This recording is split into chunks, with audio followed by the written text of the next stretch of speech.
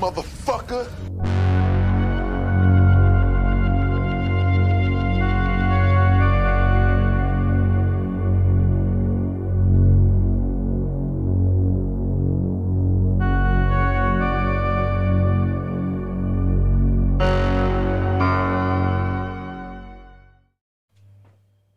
Hello tout le monde, bienvenue à cette dernière timeline de Halloween. Alors, après l'étrange Halloween 2 de Rob Zombie qu'on a détesté, les frères Weinstein ont essayé de mettre en branle le projet d'une deuxième suite à la Zombie filmée en 3D. Oui. Le film était prévu pour 2010 puis a été reporté pour 2012 pour finalement être abandonné.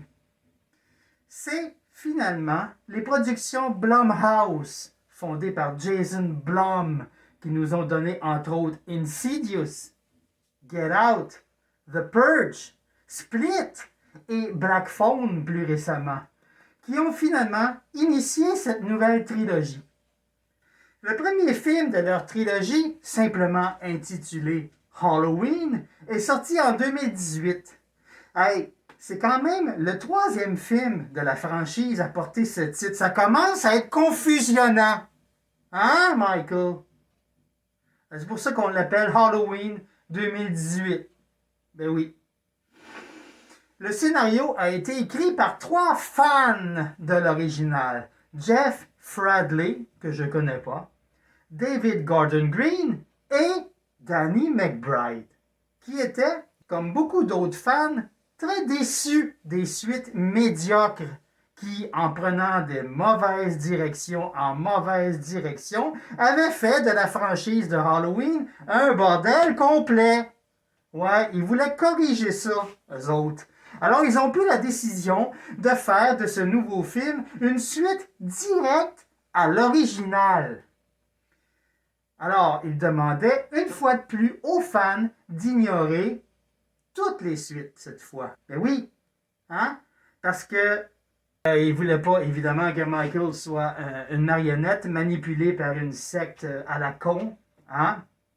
Et ils voulaient pas non plus que Michael soit carbonisé suite à l'explosion d'un hôpital.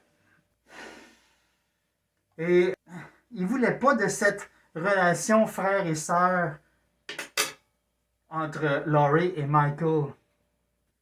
Alors, cette décision fait que Laurie est, depuis le début, juste une cible random de Michael, qui a été mise sur la route du Boogeyman par hasard. Ça change tout. Mm-hmm. Mais alors, si Laurie ne représente rien d'exceptionnel pour Michael, comment faire en sorte que leurs routes se croisent à nouveau, encore par hasard, 40 ans plus tard? C'est ce qu'on va voir. Alors, le film commence le 29 octobre 2018. Alors que 2 podcasteurs britanniques un peu trop audacieux à mon goût, nommés Aaron et Dana, se rendent à l'hôpital psychiatrique de Smith Grove pour faire un soi-disant reportage sur le célèbre tueur de Halloween. On apprend que Michael Myers est incarcéré depuis la fameuse nuit de 1978. Même si on ne l'a pas vu, il a été arrêté. Exactement. Alors, Michael est sur le point de se faire transférer, encore une fois, dans une prison à sécurité maximale. Et encore une fois, proche de l'Halloween. Mais parce qu'ils sont gentils avec Michael Myers, ils veulent que c'est pour son anniversaire. Pourquoi pas la veille de Noël pour changer? Pourquoi pas en plein milieu du mois de juillet pour changer? Hein? Non. À l'Halloween.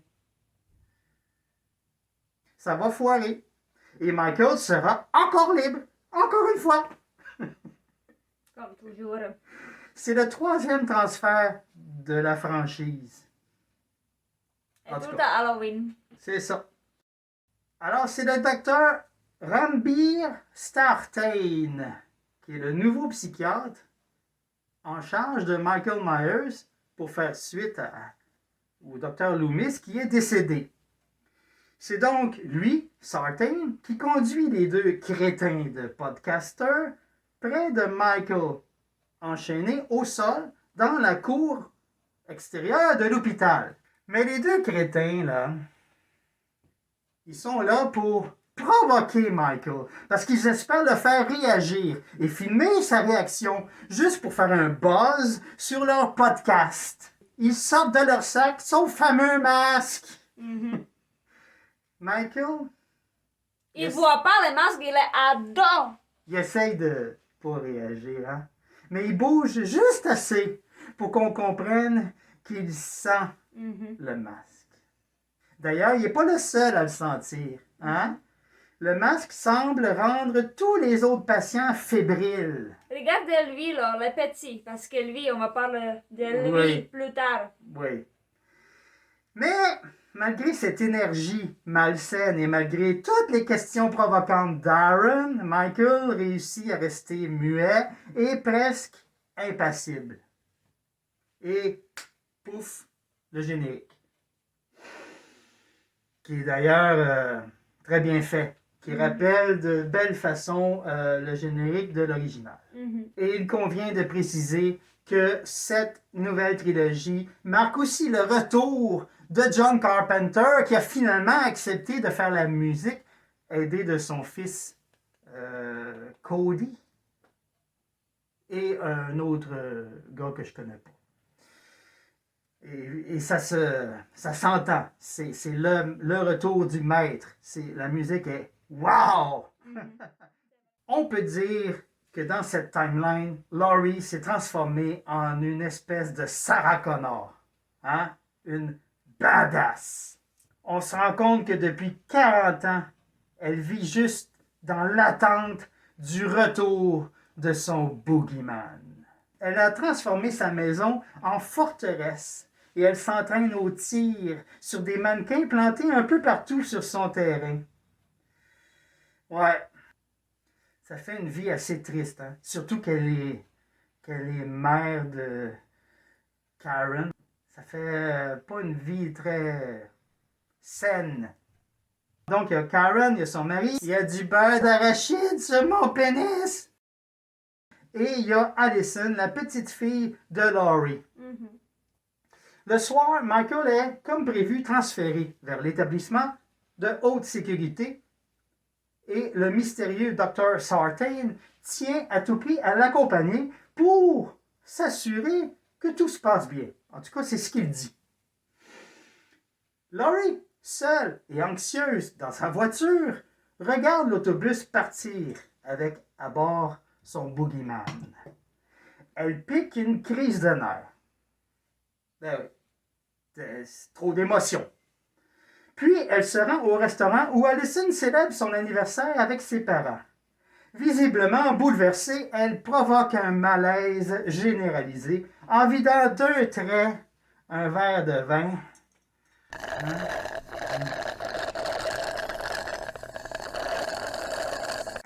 Et en parlant de Michael, après avoir pris conscience qu'elle a gâché un tant soit peu l'ambiance, elle s'éclipse. Ben oui. Alors Karen, sa fille, la mère de Allison, raconte que Laurie, à cause de son obsession malsaine pour Michael, a littéralement gâché son enfance en voulant trop la préparer à un possible retour du boogeyman, jusqu'à ce que ça devienne assez grave pour que les services sociaux prennent l'inévitable décision de la séparer de sa mère, qu'ils ont jugée inapte à bien s'occuper d'elle. Alors après ces conversations désagréables, nous nous retrouvons dans la voiture d'un homme accompagné de son fils. Alors le père et le fils aperçoivent des patients en blouse blanche qui sont en train d'errer sur la route comme des fantômes. Ben oui. Bien entendu, l'homme descend de la voiture pour aller voir ce qui se passe. En bon américain, connard. Hein? Il laisse son fils tout seul en le chargeant d'appeler la police. Mais son père, bien entendu, ne revient pas. Hein? Alors le garçon prend un fusil de chasse et part à la recherche de son papa. Près de l'autobus de transfert qui est échoué sur la route, Il trouve un policier gravement blessé qui lui crie de se sauver au plus vite. Mais pensez-vous, toi, hein? Le garçon ne l'écoute pas et il continue de chercher son papa. À l'intérieur du bus, il tire par erreur sur le docteur Sartain, qui porte étrangement une menotte à son poignet. Mhm. On suppose qu'il était menotté à Michael. Mhm. Est-ce que Michael s'est libéré et a provoqué le crash? Mhm. Ou Sartain avait tout manigancé? Parce que Sartain voulait libérer Michael. Mhm. C'était son plan. Le garçon panique et retourne à la voiture. Mais il s'est fait tuer par Michael qui, durant son escapade au petit, en avait profité pour se cacher sur la banquette arrière. Ah, le coquin de Michael. Hein? Je pense que c'est la victime la plus jeune de Michael, si je ne me Oui. trompe pas, dans toute la franchise. Il surprend le public en s'attaquant à un enfant. Parmi les policiers dépêchés sur les lieux de l'accident, on fait la rencontre de l'agent Frank Hawkins, Mhm. qu'on va aimer de plus en plus au fur et à mesure de cette timeline.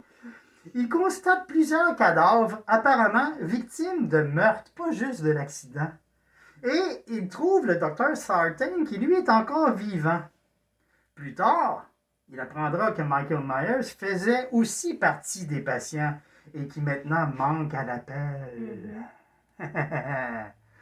Le matin du 31 octobre, les deux podcasteurs britanniques, les deux insignifiants qui ont causé tout ça, là, se rendent au cimetière près de la tombe où repose Judith Myers, la sœur de Michael. Mais ce qu'ils ne savent pas, c'est que Michael est là, lui aussi. Il les observe de loin. Mhm. Il les suit ensuite jusqu'à une station-service. Il massacre encore une fois un garagiste innocent pour lui piquer sa combinaison de travail. Alors Michael s'en prend à Dana quand elle est en train de se soulager, alors qu'elle est vulnérable dans les toilettes. Aaron tente de venir la secourir, mais Michael se sert de sa tête à lui, comme un bélier, pour enfoncer la porte de la cabine de toilette où se trouve Dana. Il tue Dana, puis va à la voiture du couple pour récupérer son masque. Et là, on a droit à la fameuse scène culte. Mhm. Michael Myers, après 40 ans, prend son masque. Alors, Michael, pour la première fois en 40 ans, a enfin le plaisir de courir l'Halloween à sa façon. Imaginez la joie qu'il doit ressentir. Oui. Imaginez, hein? Entre autres, en s'en prenant à une ado qui fait du babysitting parce qu'on est dans un Halloween. Alors, pendant ce temps, au bal de Halloween, Allison surprend son insignifiant de Cameron en train de quasiment frencher une autre fille. Hein? Alors, une dispute s'ensuit qui finit par la noyade d'un portable. Celui d'Allison, dans un dessert. Ça a l'air de rien, là, mais ça aurait pu coûter la vie à Allison, la perte de ce portable. Et ça aurait été de la faute à son hostie de Cameron, qui a juste été frustré d'être pris sur le fait. Non, mais tu parles d'un hostie de loser de merde, hein? Mhm. Il va payer lui aussi, ben, beaucoup plus tard malheureusement, mais il va payer. L'agent Hawkins est forcé de faire équipe avec l'étrange Dr. Sartain pour tenter de retrouver Michael. Entre-temps, Allison, qui a largué enfin son crétin de petit ami, tente de rentrer chez elle avec Oscar, le copain, l'ami de Cameron, qui est complètement bourré et qui est horny. Lui, là, un autre style loser. Il essaie de profiter de la dispute entre son pote et Allison, hein? Et il essaie d'abuser de Allison carrément. Il essaie de l'embrasser. Allison l'envoie se faire foutre et le laisse tout seul dans la cour arrière d'un monsieur. Heureusement, Michael arrive. Ouais. Et il débarrasse le monde de ce désagréable et pathétique petite merde en l'embrochant sur la clôture du terrain. Oui. C'est très satisfaisant. Mais en crevant cette merde, hein, il hurle comme un porc. Allison! Ce qui alerte Allison, qui a la mauvaise idée de revenir sur ses pas. Et là, elle voit le cadavre d'Oscar. Et pour une raison qu'on ne comprend pas vraiment, elle panique. Et elle va se réfugier chez le voisin. Hawkins et Sartain la retrouvent. Ils la ramènent chez Laurie pour qu'elle soit plus en sécurité, n'est-ce pas? Mais sur leur chemin, ils retrouvent ce bon vieux Michael. Et Hawkins lui fonce dessus avec sa voiture. Kate, oui, carrément. Mhm. Il niaise pas, lui. Hein? Non. Hawkins descend ensuite de son véhicule et s'approche de Michael avec son arme à feu. Mais là, il se passe quelque chose C'est de là. bizarre. Quand le médecin sort de la voiture. Ouais, le docteur Sartain révèle sa vraie nature evil. Il prend son petit crayon qui ouvre, puis c'est un fucking couteau de merde comme un scalpel. C'est qui ce docteur Sartain, hein? C'est pas clair. Puis il... Ensuite, ça devient encore plus étrange. Mhm. Quand on voit Sartain se pencher, Ouais. il se redresse avec le masque de Michael. On dit, what the fuck is going on? Ben, imagine Allison. Il dit, J'imagine que oui. aidez-moi, aidez-moi. Alors, c'est ça, il met son masque pour le fun, hein? Je veux dire, je vois pas d'autre raison. Ben, il veut savoir le feeling. C'est ça, le pouvoir, tu sais. Mhm, mhm. Il met ensuite le corps du Boogeyman, toujours inanimé, sur la banquette arrière du véhicule de Hawkins, juste à côté de la pauvre Allison. Il démarre et conduit le véhicule en expliquant à Allison qu'il souhaite emmener Michael chez sa grand-mère Laurie pour voir ce qui va se passer. Mhm. Alors, qui est fou, Michael ou son médecin? Mais, heureusement, Michael se réveille et provoque un accident. Mais oui. Accident très satisfaisant. Mais oui, mais il n'est pas mort encore. Hein. Pas encore. Quand Michael sort du véhicule pour écraboutir la tête du docteur Satan, Mhm. non, Sartain, Non, mais c'est Satan. Il Avec dit, son Michael, pied. say something. Allison en profite pour sortir de la voiture et s'enfuir. Comme ils étaient pratiquement rendus à destination, Michael se rend sans peine au domicile de Laurie à cause du docteur Sartain. Mhm. Et il tue le mari de Karen, mais ça, c'est vraiment pas une grosse perte. Franchement, là, c'est l'un des personnages les plus inutiles que j'ai vus dans un film. À quoi il a servi ce putain d'abruti? À part de se mettre du beurre de pinot sur la graine, il a Oui. servi à rien du tout. Michael essaie de s'en prendre à Laurie au travers de la porte, mais celle-ci lui explose 2 doigts de la main gauche. Ensuite, c'est le jeu du chat et de la souris pendant un petit moment, jusqu'à ce que Michael pitch la pauvre grand-mère Laurie au travers de la fenêtre du balcon. Et là, Michael s'avance pour regarder en bas. Et il a la surprise de constater que Laurie n'est plus là.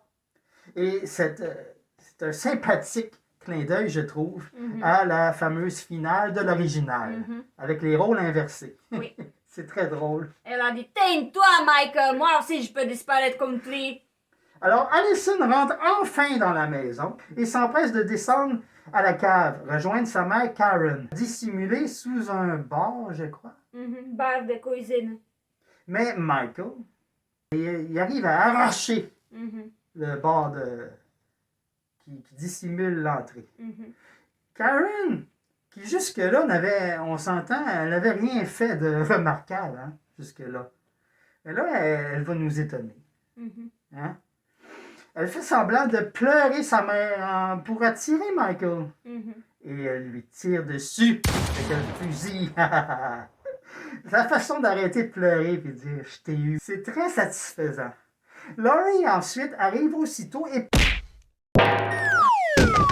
Michael dégringole dans la cave. Allison et Karen grimpent. Michael se relève déjà.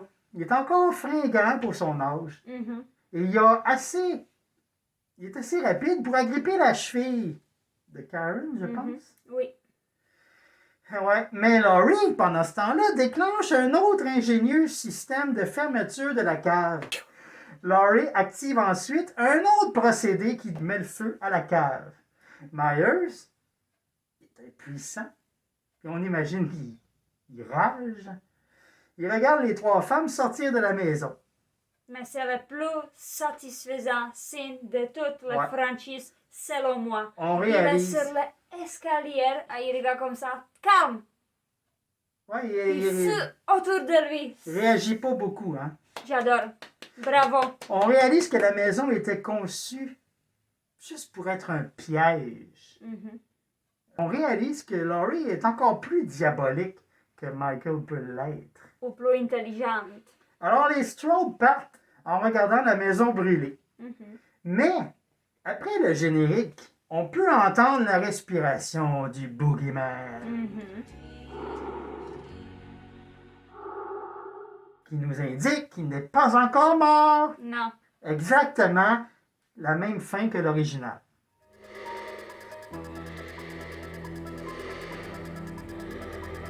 Alors, qu'est-ce que tu dirais du masque de Michael Myers dans ce film? Moi, si je... Selon moi, la masque est 9.5 sur 10. Mais sais-tu, je suis d'accord.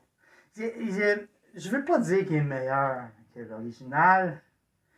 Il est meilleur que l'original, mais je respecte l'original parce que ça, original, on n'a pas le masque de 2018.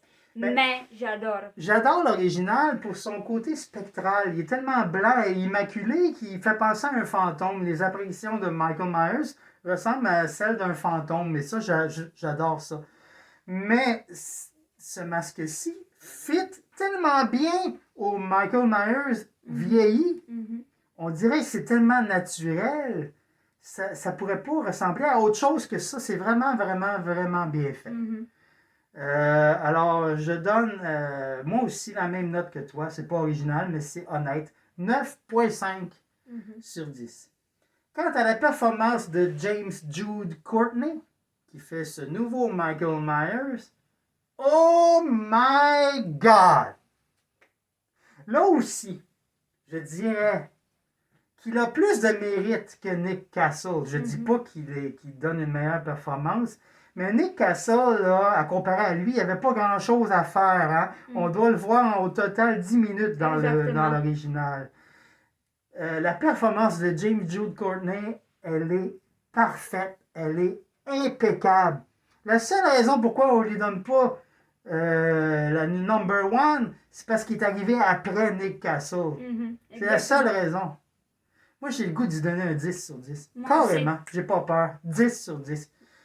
Il mérite le respect. Moi, je suis complètement d'accord avec toi. Il est tigidou. Quant à notre appréciation du film en général, ça aussi, c'est vraiment près de l'original. Mhm. Je donne, oh mon Dieu, 9. 9 sur 10. Oh, wow. Je donnerais plus peut-être s'il n'y avait pas certains aspects, comme le mari de Karen qui sert à rien. Mhm. Le chum de... qui est complètement débile, le chum Mhm. de Allison. Mais c'est des petits défauts, des petits détails. Oui. Je trouve le personnage de Starton vraiment exagéré, vraiment gros, mais j'ai aimé ça. Ça m'a fait rire, ça m'a fait passer un bon moment. Mhm. Donc un gros 9 sur 10. Ouais. Moi, il faut que je donne 9.5. J'adore tellement. Ben oui, je te comprends. Mhm. Je te comprends. Comme je dis, selon moi, c'est un film impeccable. C'est vrai. C'est vraiment fort. Mhm. Avec plus de 255 millions et demi de recettes au box-office, on Wow. peut dire que le film a été un succès fracassant. Et c'est même carrément le plus gros succès pour un slasher. Hmm. Hein? Alors, une suite s'imposait, évidemment. Mhm. Alors, une suite a été faite avec la même équipe de scripteurs, ou presque, c'est-à-dire Gordon Green et McBride qui demeurent, et seulement le troisième, qui se nommait Jeff Bradley, est cette fois remplacé par un certain Scott Teems. Et c'est toujours David Gordon Green qui assure la réalisation. Alors le film reprend, bien sûr, en 2018. Alors que Cameron Elam, c'est le nom du trou de cul qui s'est fait larguer par Allison, en revenant seul du party, tombe sur l'officier Hawkins, qui s'était fait grièvement blesser, on se rappelle, et laissé pour mort par le dément et défunt, heureusement, Dr. Sartain. Alors, le pauvre Hawkins se vide lentement de son sang. Mais pendant que Cameron appelle à l'aide, Hawkins revit mentalement la nuit de Halloween de 1978, qui a eu lieu 40 ans plus tôt, donc, quand il était un tout jeune officier débutant. Il s'apprêtait à pénétrer avec un collègue dans l'ancienne maison des Myers, dans le but d'essayer de capturer le boogeyman. Quand son partenaire se fait subitement attaquer par Myers, Hawkins tente de tirer sur le boogeyman, mais, sûrement à cause de sa grande nervosité et son manque d'expérience, il tire sur son partenaire, qui malheureusement succombera à ses blessures. Alors le Dr. Loomis pénètre ensuite aussi dans la maison et pense naturellement que le partenaire de Hawkins a été tué par Myers. Myers se retrouve encerclé par plusieurs policiers au moment où il sort de sa maison. Et sa façon de se tenir parfaitement immobile devant les policiers pendant que la caméra effectue un travelling arrière rappelle de très belle façon la célèbre scène d'ouverture du film original, quand le jeune Michael, dans son costume de clown, se fait prendre par ses parents, exactement au même endroit, alors qu'il venait tout juste de tuer sa grande sœur Judy. Puis la performance de sa mère est excellente, hein? Michael, like, not again, please. En tout cas, j'ai trouvé cette scène vraiment délicieuse. Et Colin, qu'ils ont bien fait, hein? La reconstitution de l'époque, du look, c'est exactement le même look, en tout cas, très près de l'original. Et le masque et tout, c'est vraiment wow! Chapeau les boys! Chapeau! Alors nous sommes ensuite de retour en 2018 dans un bar de Haddonfield. Nous retrouvons Tommy Doyle, ça c'est le morveux qui se faisait garder par Laurie Strode dans l'original et qui avait essayé de la mettre en garde contre le boogeyman qui rôdait autour de la maison. Alors ce Tommy adulte, accompagné de son bully de l'époque, Lonnie Elam, qui se trouve être le père du connard qui vient de briser le cœur à Allison. La ville est petite, hein? Se trouve aussi dans le bar, de même que Lindsay Wallace. Ça, c'est la petite fille qui se faisait garder en même temps que Tommy par Annie, en face de la maison des Strode. Et il y a aussi l'infirmière de Loomis, Marion Chambers, qui dans cette timeline est toujours vivante. Ils sont tous réunis dans le bar pour se remémorer cette nuit d'enfer à laquelle ils ont survécu il y a 40 ans. Et j'imagine fêter le fait qu'ils sont encore en vie. Laurie, Karen et Allison s'éloignent de la maison en flammes de Laurie quand Laurie voit les camions de pompiers croiser leur véhicule. Et là, elle s'écrie « No! Let it burn! Let it burn! » Elle est gravement blessée, pauvre elle. Mais les pompiers font leur devoir et éteignent l'incendie, hein? Que Laurie le veuille ou non. Mais oui. Myers est bien sûr toujours en vie. Parce qu'il a trouvé refuge dans le sous-sol. Oui. Une petite place que Laurie n'avait pas prévue. Non, c'est là où sont toutes les gannes. Grâce à un bon et vaillant pompier qui veut juste aider, Michael réussit à s'extirper du sous-sol. Et là, il massacre les pauvres pompiers. Avec tronçonneuse. Ça a fait un petit scandale sur le web parce qu'il s'en prend à des héros. Il n'a pas le droit à... Mais non, mais la vérité, c'est que Myers tue tout le monde, n'importe qui le voit. Là. Il ne fait pas de discrimination. Le héros ou loser ou tueur, il tue tout le monde. Alors, Tommy et ses amis apprennent par les nouvelles à la TV que le boogeyman est encore en vie. Ils décident de former un imposant groupe de citoyens vengeurs pour s'occuper de leur boogeyman à leur façon bien américaine. C'est drôle que tu parles de ça parce qu'on voit bien la face de Michael Myers dans la télévision. Ouais, c'est vrai, c'est à ce reportage-là. Oui, On voit Myers démasqué. oui. C'est important de retenir Nous, ça non. parce que Nous, on voit pas parce que c'est quand c'est même... ça, c'est flou. Ouais, c'est flou. Mais eux, ils voient et c'est très important. Oui. Rappelez ça. C'est On ça. va parler de ça bientôt. C'est ça, bien dit. Alors, pendant ce temps, Laurie se fait recoudre un peu partout à l'hôpital parce qu'elle est maganée, encore une fois. Ce qui rappelle étrangement Halloween 2 de 1980. Malheureusement. Parce que tout comme dans cette première suite, elle va passer beaucoup de temps sur un lit d'hôpital. En fait, tout le film.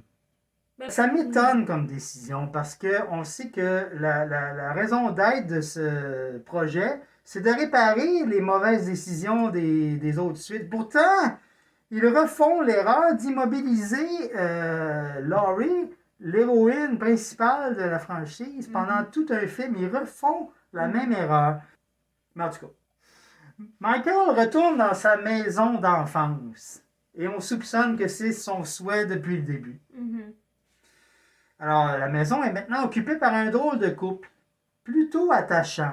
Alors, ce couple farfelu est formé par Big John et Little John. Michael, dans une façon bien à lui de dire « c'est ma maison Mhm. », il va les massacrer, sans retenue. Mais je comprends, ok. Si moi, je suis Michael Myers... Ah, je suis Michael Myers. Mais, vous comprenez, si ma maison est coupée par quelqu'un qui me attaque avec le petit couteau comme ça...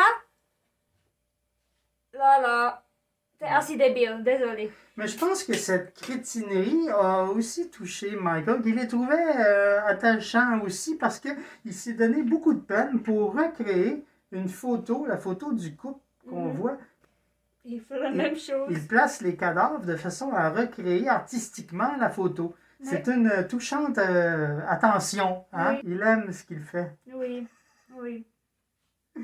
Alors, Tommy continue, quant à lui, de recruter des citoyens vengeurs pour former son groupe de justiciers. Et il y a des personnes. Ouh. En criant beaucoup trop souvent son leitmotiv. Evil dies tonight. C'est ça. Alors, Tommy se rend avec son groupe informer Laurie que Michael est toujours en vie. Ouais, parce qu'elle ne savait pas encore, elle. Ouais. Alors, elle essaie tout de suite de se remettre sur pied et de retourner lui faire la peau. Mais ses blessures sont trop fraîches et commencent à s'ouvrir. Elle n'a pas le choix de se recoucher. Ouais. Alors, elle doit se calmer. Mais heureusement pour elle, son lit d'hôpital se trouve par hasard juste à côté de celui de Hawkins, Mhm. qui avoue à Laurie que dans le fond, il y a toujours eu le béguin pour Laurie. Mais il n'a jamais avoué. Parce que à l'époque, Laurie n'avait de yeux que pour Ben Tramer. Lui, là, il revient dans chacun des films. On ne l'a jamais vraiment vu, à part masqué. Il est brûlé au 4e degré. Mais il revient à chaque film. Oui. C'est ça. Alors, Hawkins lui avoue son amour secret. Mais il dit pas juste ça, il dit plein d'affaires. Il dit à Laurie que, contrairement à ce qu'elle a toujours cru, Michael n'en a jamais eu à elle personnellement. C'était assez étonnant quand on apprend ça. Mhm. C'était simplement le hasard qui a fait d'elle sa proie en 1978. Et que cette nuit de 2018, le retrouvaille n'était pas motivé par un désir de vengeance de la part de Michael, Non. comme elle le croyait, mais juste à la manigance diabolique orchestrée par le docteur Sartain. Mhm. Il raconte aussi à Laurie qu'il a raté sa chance de tuer le monstre en 1978 et il aurait pu ainsi empêcher plein de morts. Et il s'en veut beaucoup, le Oui. pauvre. Oui. Mais c'est pas de sa faute, c'était une recrue. Mais c'est ça.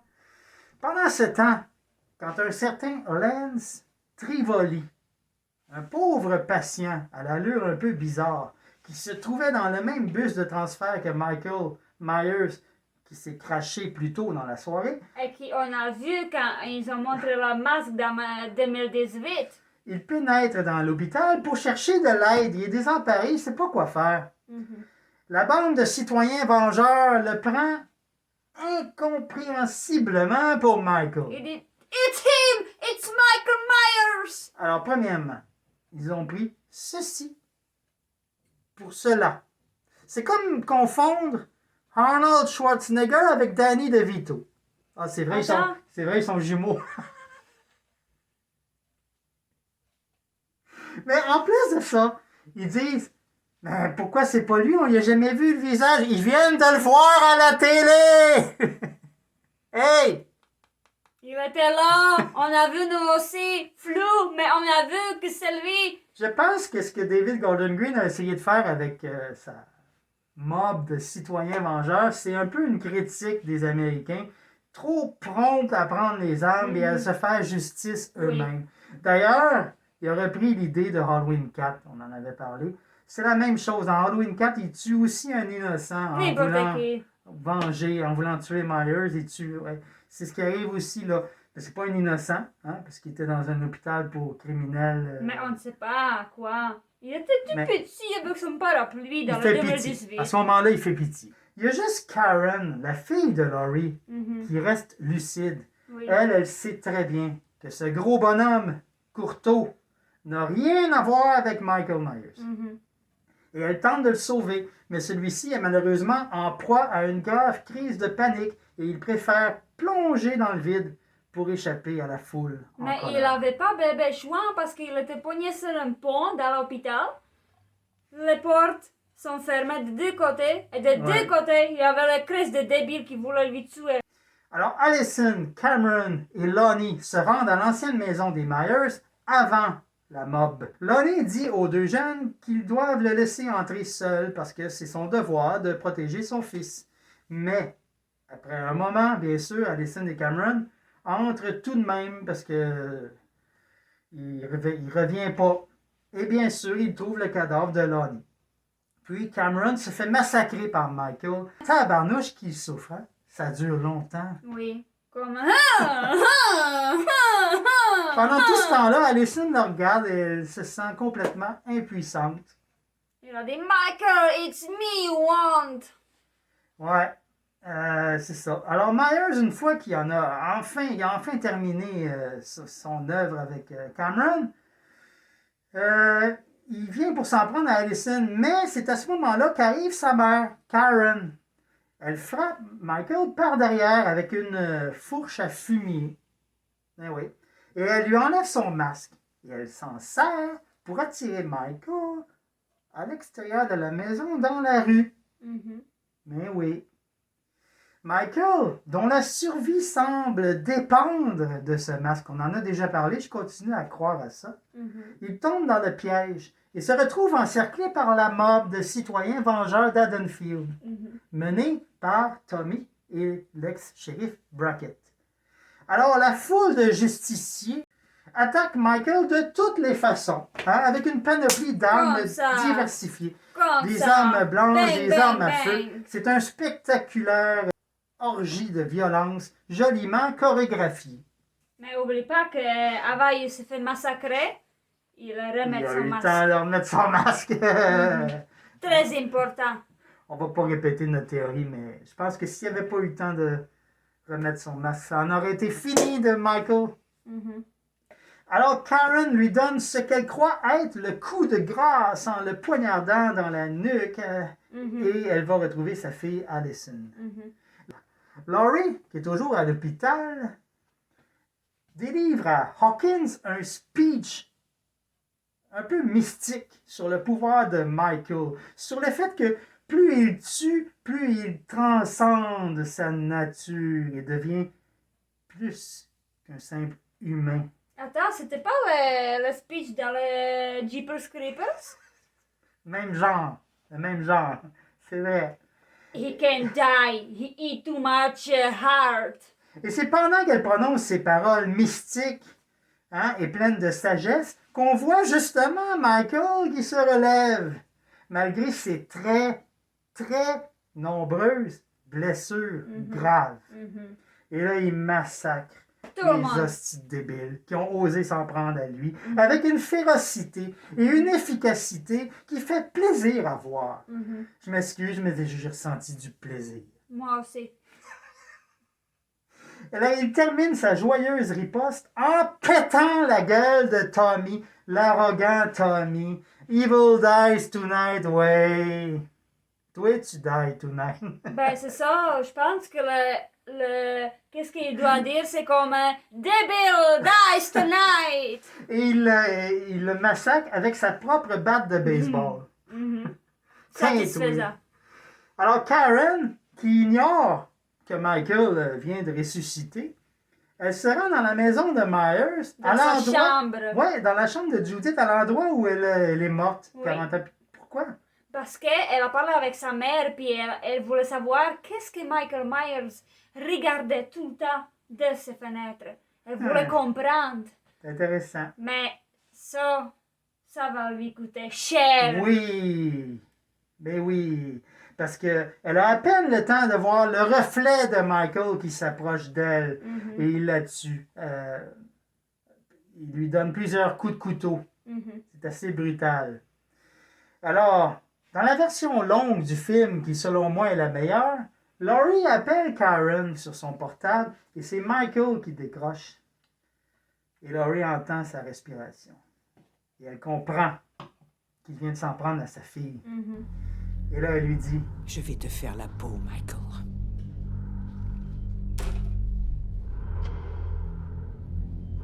Et le film se termine sur Laurie qui quitte sa chambre d'hôpital, armée d'un couteau.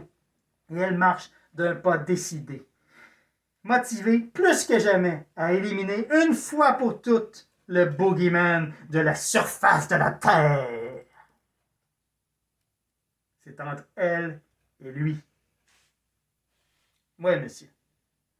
Alors, bon, d'abord, que dire sur le masque? Ok, moi je commence. Oui. Je suis désolée les fans, mais il faut que moi je donne... Je peux pas donner 100, ok? Je donne 99. Désolée. Ça, c'est 9,9. mon masque préféré de toutes les franchises. Mais je suis d'accord. La brûlure savamment designée lui Ouais. donne un look encore plus badass. Oui. C'est vrai. C'est pas exagéré, c'est juste un petit peu de... Wow. Je peux copier sur toi? 9.9. Ouais, pareil. Bon, là, on a déjà parlé de la performance incroyable de James Jude Courtney. Il est encore meilleur dans celle-là. On le voit encore plus. Il mène le film sur ses épaules. Oui. Tout le film, c'est sa performance. Carrément 10 sur 10 en ce qui me concerne. Moi aussi, 10 Si sur je 10. pouvais donner plus, je donnerais plus. Mais il ne faut pas oublier que dans la scène du flashback de Hawkins, au début du film, celle qu'ils ont recréée, là, c'est pas lui, c'est un certain Aaron Armstrong. Et lui aussi, il mérite notre respect. Parce que franchement, là, sa façon de bouger, il a bien catché la façon de bouger de Nick Castle, lente, mais très rapide à certains moments, comme un prédateur, maître de lui. J'aurais le goût de la noter lui aussi, mais j'ai pas. On va se concentrer sur la performance du principal. Mais chapeau à celui-là aussi. Quant au film en général, un peu plus faible, c'est-à-dire moins balancé, moins équilibré que le premier. Hein? Il n'est pas parfait comme film. Je donne 7. 7. Moi, plus je le regarde, plus je l'aime. Faut... Alors, Oui. moi, je donne 8. OK, c'est entre deux films. Tu sais, ils ont comme étiré la sauce exactement. pour faire patienter pour faire 3 films. Il aurait pu facilement, entre nous, là, ça aurait pu facilement tenir en 2 films. Exactement. Cette intrigue. Alors, on sent que c'est pour une raison monétaire. Ils ont étiré la sauce. On le sent. Mais une fois qu'on a accepté ça, là, puis qu'on s'assoit confortablement avec notre chip et notre bière, puis qu'on veut juste regarder Myers se défouler, là, Colin, qu'on a un bon moment. Une joyeuse débandade de gore. Si vous aimez voir Myers tuer, ce film est fait pour ça. fait pour vous. Oui. C'est extrêmement satisfaisant pour ça. Oui, mais c'est qu'est-ce que je dis, c'est pour ça que je mets 7. Parce que, oui, comme tu dis, le film, c'est bon comme un slasher, j'aime beaucoup. Mais j'aime pas, j'ai déjà dit dans d'autres timelines, j'aime pas leur histoire dans l'hôpital qui fait rien. Moi non plus. J'aime pas les mondes qui sont stupides. Les stupides décisions dans ce film est impardonnable selon moi. Je suis d'accord. Alors c'est pour ça que je donne 7. Mais sinon, j'adore ce film. All right. On enchaîne. Mhm. Alors, Halloween Kills, malgré des critiques désastreuses, partiellement méritées, et un accueil mitigé des fans, a rapporté, malgré tout, la coquette somme de 133 millions de dollars, ce qui a permis à David Gordon Green de conclure sa trilogie avec la fin. The End. Ouais. Ce chapitre est coécrit toujours par David Gordon Green et Danny McBride, ça ne change pas, mais à eux s'ajoutent cette fois Paul Brad Logan et Chris Bernier. Et c'est toujours réalisé par David Gordon Green. Alors le film commence le soir de Halloween 2019. Ça, c'est un an après les événements de Halloween Kills. Corey Cunningham, un charmant jeune homme de 21 ans, se rend chez un couple de snobinards pour garder leur jeune fils Jérémy. Ok, il faut que je te coupe, ok? Jeune fils, c'est un petit con! Ben oui, mais il y a des parents snobs et riches et il y a tout ce qu'il veut dans la vie. Alors, c'est une petite peste. Oui, monsieur. Oui. Alors, après le départ de ses parents, Corey regarde The Thing de John Carpenter. Et ça, c'est extrêmement intéressant. Ce que Tommy regarde quand il se fait garder par Laurie, c'est l'original The Thing. Qui est pas bonne. Parce que le film de Carpenter n'existait pas encore en 78. Oui, et là, mais l'original est pas bon. Corey et le jeune Jeremy regardent The Thing à la télé. Puis Corey réalise soudainement, alors que le film arrive presque à la fin, que finalement, c'est peut-être pas un film approprié pour un garçon de l'âge de Jérémy. Mais de toute façon, c'était l'heure de dormir. Ouais, c'est ça. Alors, il lui dit exactement, c'est l'heure d'aller au lit. Mais Jérémy, il est pas content, parce qu'il est habitué à avoir tout ce qu'il veut. Et il dit qu'il est le pire babysitter qu'il a jamais eu. Ben oui, c'est ça. Corey se prépare un snack gratuit. Et c'est là qu'il entend un bruit étrange qui semble provenir de l'étage. Jérémy fait une blague à Corey. Il l'attire dans le grenier et il l'enferme dedans. Corey a apparemment une crise de claustrophobie. Parce qu'il panique. Peut-être il a peur de noir, ça se peut. Peut-être. En tout cas, il panique. Il fait une crise. Et il ordonne à Jérémy de lui ouvrir. Mais le petit Chris, il n'obéit pas. Non. Et Corey finit par enfoncer la porte d'un coup de pied. Laisse-moi sortir. Mais il ignorait que le kid se trouvait juste à ce moment-là derrière la porte. Alors, il est propulsé par la porte, il passe par-dessus l'escalier, fait une chute spectaculaire. Le 3e étage. Jusque sur le plancher du rez-de-chaussée. Ouais. Et il meurt sur le coup. Au moment exact où ses parents rentrent de leur soirée. Et là, ils sont horrifiés. Ils voient leur fils s'écraser au sol. Oui, ils lèvent la tête et ils voient Corey en haut qui tient toujours son couteau à la main. Alors la mère s'écrie « Mais qu'est-ce que t'as fait, mon fils? Qu'est-ce que t'as fait? » Et là, générique. C'est le prologue le plus puissant que j'ai vu depuis longtemps. Ça part vraiment sur les chapeaux de roue. Et c'est enchaîné par un générique parfait. Regardez la citrouille. Parce que ça, c'est important à la Ça fin. en dit long sur le film. Le mal change de forme. John Carpenter s'est vraiment surpassé. Le thème de Halloween est plus puissant que jamais. Excellent.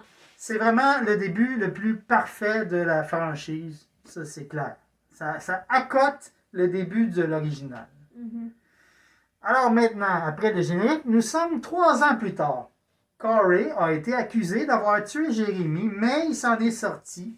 Ouais, mais il ne pourrait innocenté. pas aller à sa école qu'il voulait Non. parce qu'il est très intelligent. Ouais. Mais à cause de Il a été la mère. innocenté de homicide involontaire. Mhm. Mais ça n'empêche pas tous les habitants de la ville de Haddonfield. De juger. Mais tous les habitants sont encore hautement traumatisés par Myers. Et ils traitent Corey comme si c'était le nouveau psychopathe, comme s'il avait besoin de se défouler. Tu sais. Exact. Corey mène sa petite vie discrètement. Il essaie de déranger personne. Il travaille au chantier de récupération. Ça, c'est la cour à scrap, comme on dit au Québec, Mhm. de son beau-père. La Ouais. mère de Corey. Oh! Elle semble abusive, c'est clair. Hein? Elle est You think? étrange. Elle est étrange et très malsaine. Pourquoi? Parce qu'elle slappe la face de Corey puis après elle embrasse la bouche? C'est ça, entre autres. Et elle contrôle tout ce que fait son fils. Bon, son beau-père, lui, il semble un peu mieux intentionné. Ben, Oui. beaucoup mieux Il intentionné. est très gentil. Mais il n'a pas le cran, on dirait, de s'opposer à sa conjointe dans Mais- sa façon douteuse d'élever Corey. Mais parce que est-ce que ça va changer quelque chose? Alors, il préfère faire des surprises secrètes à Corey. Comme les motorbikes. C'est ça. Il lui donne des cadeaux pour l'encourager à Mhm. supporter sa débile de mère. Mhm. Michael, quant à lui, a disparu depuis maintenant 4 ans. Laurie vit maintenant avec sa petite fille, Allison, qui mène une vie assez malheureuse, hein, en tant qu'infirmière. Ben. Elle travaille pour un médecin rustre et pervers Mhm. qui la traite comme une merde. Le médecin se tape une pétasse qui est 30 ans plus jeune que lui. Mais bon, c'est pas... C'est comme ça dans l'hôpital. Alors, Laurie, elle, est en bonne voie de réhabilitation. On voit qu'elle est mieux. Déjà, elle s'arrange mieux. Elle a une nouvelle coiffure. Elle prend soin d'elle. Et elle a entrepris d'écrire ses mémoires de survivante de Michael Myers. Mhm. C'est une idée de Hawkins. C'est lui Oui. qui l'a suggéré. On va l'apprendre plus tard. Mhm. Alors, un jour, elle voit Corey se faire intimider et blessé à la main. Et elle essaie de l'aider à sa manière en l'encourageant à riposter en Oui. crevant leurs pneus de voiture. Avec un petit couteau comme ça. Puis, elle amène Corey faire soigner sa main par sa fille Allison dans le cabinet de médecin où elle travaille. Mhm. Mais entre Allison et Corey, il se passe quelque chose. On voit clairement des étincelles dans leur regard. Mhm. Le courant passe. Mhm. Alors, plus tard, Allison invite Corey à un party d'Halloween. Les deux jeunes vont donc au party. Allison est en chatte sexy et Corey en épouvantail, un peu cheap, mais sympathique. Hein? Mhm. Très sympathique. J'adore Corey. Alors, les deux s'éclatent comme des fous sur la piste de danse dans une scène assez jouissive. Ils s'amusent Oui. après beaucoup de temps. Ça fait plaisir à voir. Oui. Mais oui, mais oui. Sauf que vous comprenez qu'il enlève le masque et C'est son ça. ceinture parce qu'il a quand même chaud. Et qu'après, malheureusement, Et ça, c'est il erreur. tombe par hasard sur la mère du jeune Jérémy. Elle est alcoolique maintenant. Elle est une femme pleine de colère. Et oui, avec un problème d'alcoolisme. Mhm. Elle est furieuse parce qu'elle croit encore Corey coupable d'avoir tué son fils. Et elle n'accepte pas qu'il puisse mener sa vie en ayant des moments de plaisir comme ça, alors qu'elle, elle sombre. Mhm. Alors cette altercation casse le good mood Mhm. qu'avait Corey, n'est-ce pas? Ça se comprend. Il n'ose rien répliquer à la mère en colère, mais malheureusement, il s'en prend injustement à Allison en disant qu'elle, elle est considérée comme une survivante aux yeux des habitants de Haddonfield, Mhm. alors que lui, il Comme est un considéré comme un psychopathe. tueur. Comme un psychopathe de tueur d'un enfant. Et qu'à cause de ça, contrairement à ce que Allison pense, ils ne pourront jamais être ensemble, elle ne pourra jamais comprendre ce qu'il vit. Il a tort, mais c'est ce qu'il dit. Mhm. Et ça fait de la peine à Allison. Mhm. Et il s'en va, il la plante là, comme ça. Mhm. Alors il marche tout seul Mhm. dans la nuit sur un pont. Et là, parce qu'un malheur n'arrive jamais seul, Mhm. il tombe sur ses harceleurs Mhm. qui le bousculent, qui lui écrasent ses lunettes. Et la Bataille finie que le chef de la bande lance Corey par-dessus le parapet du pont, Oui. qui tombe sur le dos. Alors Corey, il est sonné, puis il reste inconscient sur le dos. Hein? Mais il n'est pas tout seul. Hein? Mais là, c'est ça, il est amené par quelqu'un, hein, à l'intérieur d'un égout. Ouais. Et au moment où il reprend conscience, il est attaqué par nul autre que Michael Myers. Coucou! Il fait quoi? Il essaie de l'étrangler, mais quand son regard plonge dans les yeux de Corey, il voit des choses. Il voit tout son passé. Tout... Il voit son âme. Il voit une noirceur dans son âme. I see a darkness. I see a darkness. Et je ne sais pas pourquoi, mais à cause de sa souffrance, à cause de sa noirceur, il décide de le laisser partir. Comme s'il voit en lui un candidat potentiel pour sa succession. Je ne sais pas. Mais déjà, quand Corey sort des égouts, on sent qu'il n'est pas tout à fait le même. Il est menacé par un sans-abri très étrange. Parce qu'il veut que Corey rentre dans les canals et amène les masques de Michael Myers. Parce que je pense que le vieux pépé ne veut pas mourir non plus. C'est un peu zinzin, le connard. Alors, dans un geste de défense, Corey le poignarde. Et il le laisse pour mort. Je pense qu'il a bien fait. Alors ensuite, Corey recherche Allison pour s'excuser de son comportement. Et les deux vont dans un resto pour dîner et parler. Mais leur conversation est interrompue par un policier brutal, oui, connard. Un certain Doug Mullaney. On s'en fout, mais c'est son nom. Alors, il semble harceler Allison. Alors, on devine à ce moment-ci qu'il y a eu une relation entre les deux. Aussi bizarre que ça puisse paraître, parce qu'il y a 2 fois son âge. Alors, au moment où elle lui explique qu'elle est en plein dîner avec quelqu'un, il regarde, il reconnaît Corey, et il dit quelque chose comme « Ah, c'est ça, tu préfères être avec le psychopathe de la ville plutôt qu'être avec moi. C'est ça, c'est lui qui t'appelle quand... C'est ça. » Alors là, c'est trop. Corey, qui n'est plus le même qu'avant, il se laisse pas faire, il se lève de table, et là, il s'approche du connard en l'intimidant. Et là, whoop, on dirait qu'il chie un peu dans ses culottes, le gros Chris. Parce que c'est le regard. C'est ça. Et il file plus doux. Hein? Et il va s'asseoir calmement à sa table. C'est là qu'on s'aperçoit à quel point Corey a changé. Mais Doug, là, le connard, c'est pas le genre à jeter l'éponge, comme on dit. Jamais. Et à accepter de se faire humilier publiquement comme ça. Non. Mais il est trop pissou pour la confrontation directe. Il préfère suivre de loin dans le noir et attendre le moment propice pour surprendre son adversaire, pour être à son avantage. Tu comprends? C'est ce que les trouillards font. Oui. Mais sauf que qu'est-ce qu'il ne comprend pas, c'est que Corey est encore plus intelligent. C'est ça. Il sait très bien qu'il est suivi. Et il l'attire. Il attend. Vers l'égout. Évidemment. Hein? Là, Michael sort de son antre. Et malgré son état de faiblesse évident, il tue le policier. Au plus grand plaisir de Corey. Il dit, vas-y, montre-moi. Et ça rappelle un autre film de John Carpenter, Christine, quand Arnie Cunningham dit à Christine, OK. Show me.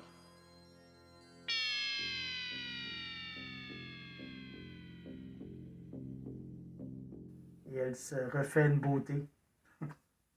C'est un hommage évident. Et il se passe quelque chose avec Michael. On dirait qu'il y a comme un orgasme quand il tue. C'est trop de plaisir. Son corps réagit. Voilà. Alors, Allison, de son côté, elle espérait une promotion à son travail. Elle aussi, elle subit une humiliation en voyant que cette opportunité lui passe sous le nez. Quand son patron donne le poste, devinez à qui? À la pétasse qui se tape. Oui. Pas encore, mais ça va arriver Ouais. ce soir. Justement. Dans la soirée où il s'apprête à Elle s'apprête à payer. Oui. Le dégoûtant médecin se fait trucider, pas par Michael, par Corey, qui porte son sympathique masque d'épouvantail. Mhm. Mais il n'est pas venu seul. Michael n'est pas loin. Hein? Et Michael s'occupe de l'infirmière cochonne. Mhm.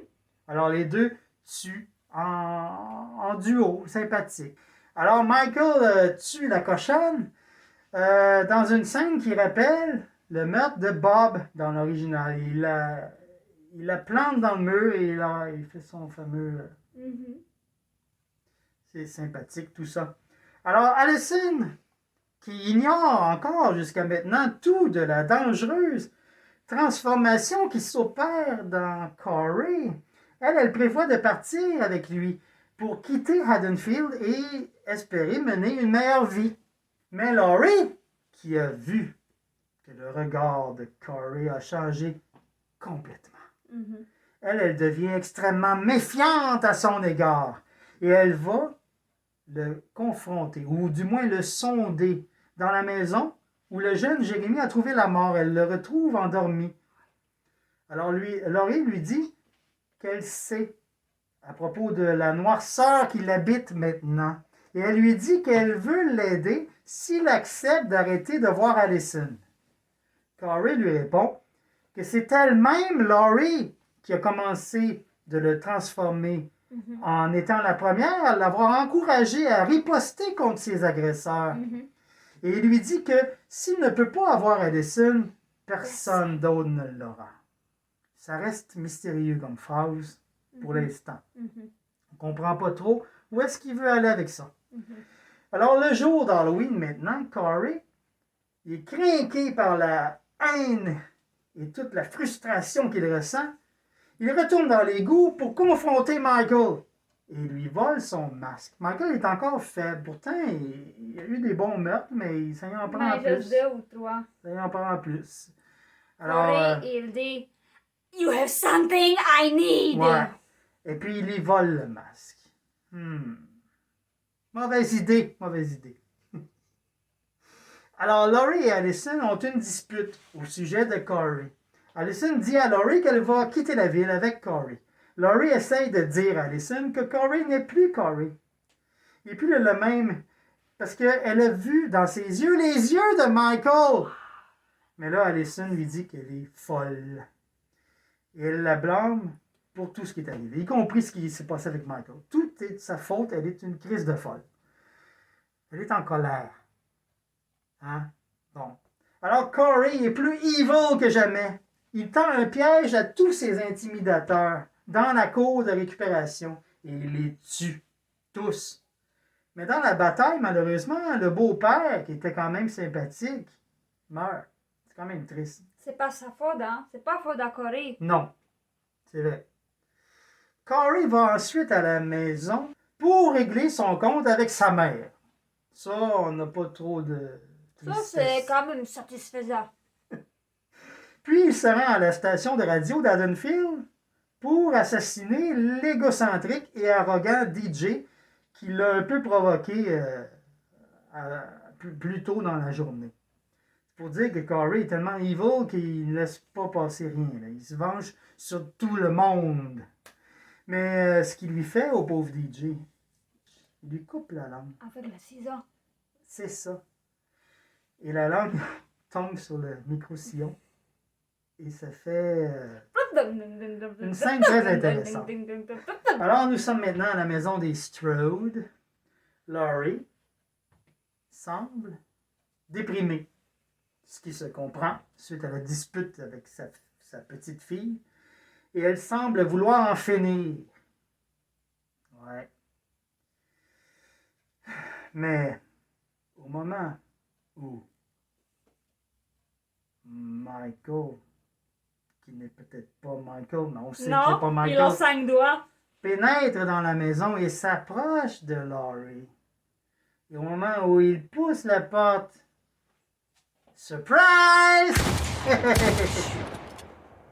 Eh ouais, Laurie lui tire dessus. Je pense qu'elle vise, parce qu'elle sait très bien tirer, Mhm. elle vise volontairement l'épaule Mhm. pour ne pas le tuer. Ensuite, elle s'approche de Corey, qui est tombé dans les escaliers. Mhm. Et Corey entend au même moment Allison qui arrive. Et là, il sourit à Laurie de manière inquiétante. Mhm. Mhm. Et il répète sa phrase énigmatique. Si je ne peux pas l'avoir, personne d'autre ne l'aura.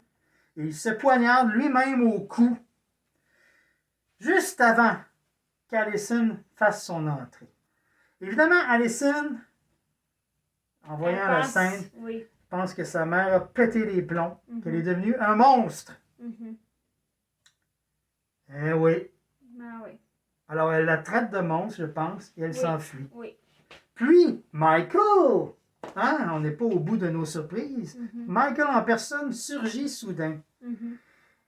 Et là, il achève Corey. Mais Ah oui. l'élève a trahi le maître et il va payer pour cet affront. Alors maintenant commence la bataille tant attendue, le duel entre Laurie Strode et son boogeyman. Le moment qu'on attendait tous. Mhm.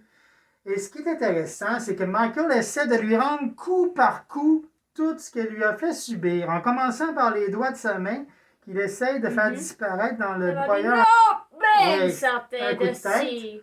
Ensuite, ce qu'il fait, il essaye de lui rendre le coup de l'aiguille à tricoter dans le cou. Il se rappelle très bien Il s'appelle tout. de toute leur rencontre. Mhm. Laurie parvient à épingler sur la table Myers. Ensuite, elle immobilise ses jambes avec le frigo, je pense. Oui. Là, Myers commence à être magané. Mhm. En plus, il est démasqué. Laurie, il enlève le masque. Sans son masque, on sait qu'il est vulnérable. Puis elle fait tranquillement. I was thinking you are the boogeyman. You're but just you- a man. Mais Michael, puis il abandonne pas. Il essaie encore d'étrangler Laurie. Mhm. Puis il parvient presque. Mais là, il y a Allison qui revient. Elle a dit Michael, non! Elle casse le bras complètement. Mhm. Et ensuite, comme si ça Comme suffisait ça. pas. Oui, mais dans ce sens-là. Ouais. Fucking cool.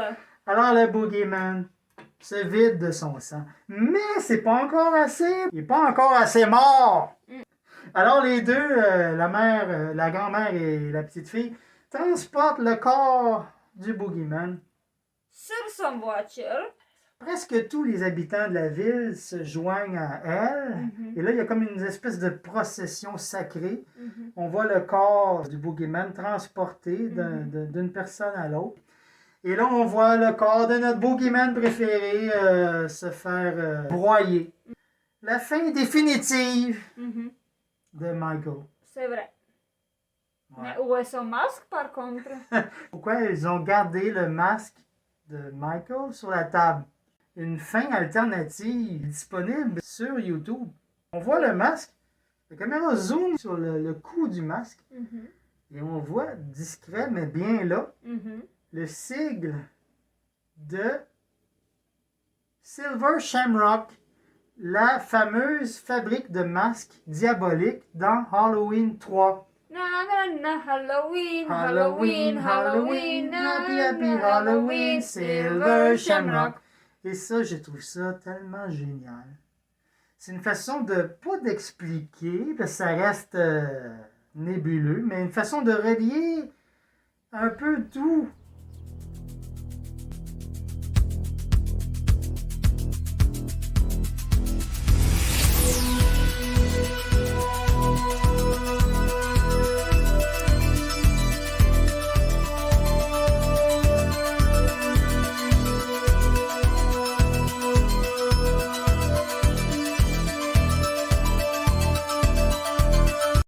Alors voilà, c'est la fin du Boogeyman, la fin de Michael. Mhm. Jamie Lee Curtis, elle a signé qu'elle va jamais, jamais revenir comme Laurie Strode. Jamais, point Ouais. final. Et en parlant That's it. de Jamie Lee Curtis, on se souvient qu'elle nous a prévenus. Elle a dit, ce film va mettre en colère les fans. Sauf que non, moi je suis Ben- fan et Mais il y a eu vraiment une colère. je veux dire, tout le monde s'est mis à détester ce film. Vraiment. Il disait, quelle horreur, quelle abomination. Il y a même, savais-tu qu'il y a une pétition pour obliger Gordon Green à refaire Halloween Ends? Qu'est-ce que c'est ça? Voyons donc, depuis quand, si un film ne correspond pas à tout point aux attentes, on doit le refaire? Voyons donc. Mais surtout, qu'est-ce que le fan, il veut? Le fan, il veut que Laurie Strode batte Oui. suffisamment, Je ok, pense. contre le Michael Myers. Mais ça veut dire quoi? Elle va encore une fois battre contre Michael Myers pendant 1h30? Ça, je veux vraiment pas voir, désolé. Je pense je que- vais pas voir le même film. Ouais, moi, je suis d'accord. Je pense qu'une des raisons pourquoi autant de haine associée à ce film, je pense que c'est la façon qu'il a été vendu injustement aux fans. Parce que le trailer mise exclusivement sur le duel final qui dure en réalité 5 minutes entre Laurie et Michael. Oui, mais c'était quand même une bonne bataille. Moi, j'adore. Et Corey, on le voit à peine. On le voit une seconde, même pas une seconde dans le trailer. Alors que tout le film est centré sur ce nouveau personnage. Je pense que c'est un peu ce qui a frustré les fans. Les clins d'œil à Christine, j'ai trouvé ça savoureux. Exactement. C'est vraiment un bon film. Moi, j'ai vraiment apprécié, toi aussi. Oui. Et on en connaît d'autres aussi qui commencent à oser dire, ben oui, c'est un bon Ben oui, film. comme Stephen King. Alors, calmez-vous, esti. Aimez-le pas, mais laissez-nous l'aimer tel qu'il est. On y touche pas. Mhm. Bon. Alors, le masque. Ah, excuse, t'avais Non, encore... non, c'est ça. Le masque, Bon, c'est le même, mais en plus moisi. je 9.5. pense. Ah oui, mais tu m'avais dit que tu l'aimais moins parce qu'il était moisi. Ouais, mais j'aime beaucoup le deuxième, qui est parfait selon moi, puis il est Ouais. un petit peu plus moisi. Alors 9.5, selon moi. Moi aussi, je l'aime, mais il fait... Au lieu d'être badass, il fait un peu pitié. Exactement, ça fit avec le film, c'est pour Parce- ça. Il est décrépit, il est moisi, il est en Exactement. mauvais état. C'est pour ça que j'adore, ça fit complètement. Oui, mais je l'aime moins que l'autre parce qu'il est moins badass. Je donnerais 8 sur 10. La performance de James Jude Courtney, ça change pas. Mhm. Il est parfait. Ça change pas, je te donne encore 10 sur 10. Ouais. Quant au film, ben, vous savez déjà, on a fait une vidéo là-dessus. On a adoré. J'ai rien de négatif à dire sur ce film. Rien. Moi non plus. Je l'aime tel qu'il est, avec Ah. toutes ses bizarreries. Il n'y a rien à changer. Moi, non, il faut que je donne 10, désolé. Il faut que je donne 10 parce que selon moi, c'est un second impeccable. L'original, 2018 et le dernier 2022, selon moi, c'est le film impeccable. Il ne faut pas toucher aucun second de cette putain de timeline. Moi, je vais être à peine plus sévère que toi. Je lui donne 9 quand même, c'est énorme. Juste parce que on voit pas beaucoup Michael. Parce qu'il est très faible pour la plupart des scènes. J'ai trouvé ça dur à le voir comme ça. C'est pas contre le film. C'est juste personnel. J'aime mon Michael badass. J'aime quand il prend toute la place. Mais il a tellement pris de place dans Halloween Kills que j'accepte que là, il soit plus en retrait. Et j'ai adoré l'histoire de Corey Cunningham. Donc, ça m'a pas déçu. Mais je donne 9 pour mon appréciation globale du film. Alors, inutile de dire que c'est notre timeline préférée. Pour moi, elle est encore mieux que la timeline de Laurie, Oh oui. qui était quand même vraiment bien.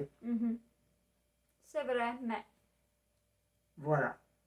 Alors, ça conclut non seulement cette vidéo, mais ça conclut notre série sur les différentes timelines de Halloween. Je pense que ça vous a plu parce que On avait beaucoup on a de lu goût. vos commentaires. On était vraiment très contents. Et voilà, on vous dit un gros merci. Merci beaucoup pour vos abonnements, pour vos pouces bleus, pour les commentaires négatifs ou positifs. On adore les deux. On vous répond tout le temps, en tout cas Pat, parce que Il parle quand même mieux que moi. Moi, je parle blablabla, mais c'est ça. Alors, continuez d'abonner. Partagez. Partagez. Si vous aimez, Les parlez-en. commentaires. Parlez-en, partagez. Pouce bleu. On vous remercie encore une fois. Et on vous dit, restez creepy. À la prochaine. Puis j'espère que Halloween va rester chaque jour dans votre cœur. Every day is Halloween.